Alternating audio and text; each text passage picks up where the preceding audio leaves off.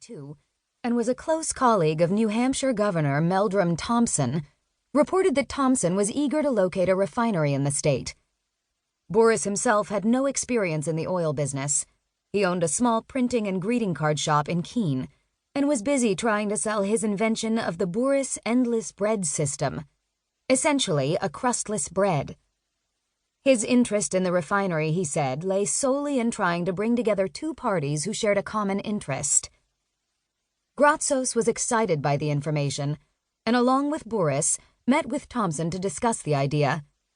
The governor was equally excited about the project, reassuring Gratsos of his strong support as well as the support of William Loeb, publisher of the only daily statewide newspaper, the Manchester Union Leader. Gratsos, in turn, called Onassis and told him the good news. He had found what seemed to be the perfect location. Plus, he had the enthusiastic backing of the governor, which meant there probably would be no problems, no red tape. Onassis gave the go-ahead. Gratsos now ordered Green to go immediately to New Hampshire. The briefing Green received was unusually succinct, he later recalled. Essentially, Onassis wants a refinery in New Hampshire. Find a site. Obviously, Onassis had the ships, and if he could find somewhere to move the oil to, he could tie them up okay, Green said.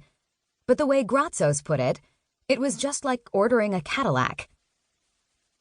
With no background about the geography of the land, Green met up with Boris and flew all over the state in a helicopter looking for a suitable site. New Hampshire has only an 18-mile-long seacoast, so locating a possible port hardly demanded a lot of thought. The supertankers required a draft of at least 90 feet, so the Isles of Shoals, 9 miles off the coast, seemed to be an ideal docking location. The closest land point was Rye. An underwater pipeline would take the oil from the docking station to Rye, and from there an overland pipeline would carry the crude oil to be processed. Ideally, the refinery would be located in an area of about 3,000 relatively underdeveloped acres, and as close to Rye as possible. The helicopter flights suggested that Durham Point was the area that best met those criteria. In the late summer, Gratsos and Boris sent out a team of brokers, mostly Greek Americans, to buy up options of land in the areas where the refinery and the pipeline were to be located. They were to purchase the options without revealing the true purpose of the transactions. They were told, the fewer people who knew what the land was wanted for, the cheaper it would come.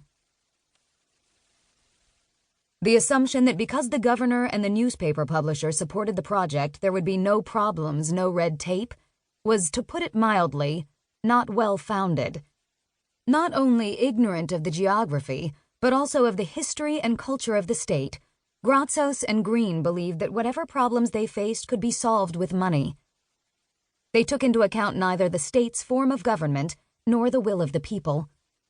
Perhaps their most egregious oversight was New Hampshire's 300-year-old history of feisty voters demanding citizen participation in policy decisions. The first assembly in the state was established in 1680, and right from the start, its members refused to kowtow to the demands of the governor, even denying him a salary until he stopped trying to impose unwanted taxes. The first constitutional convention in the world was held in New Hampshire, where elected representatives formulated rules allowing the citizens to govern themselves.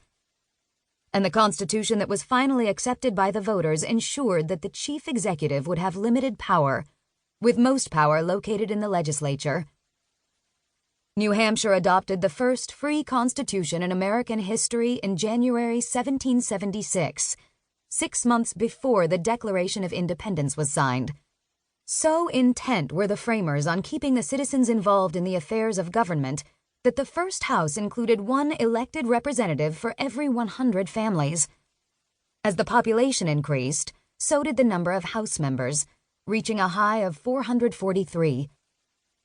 In 1942, the limit was set at 400, which has continued to this day. The Senate consists of 24 members.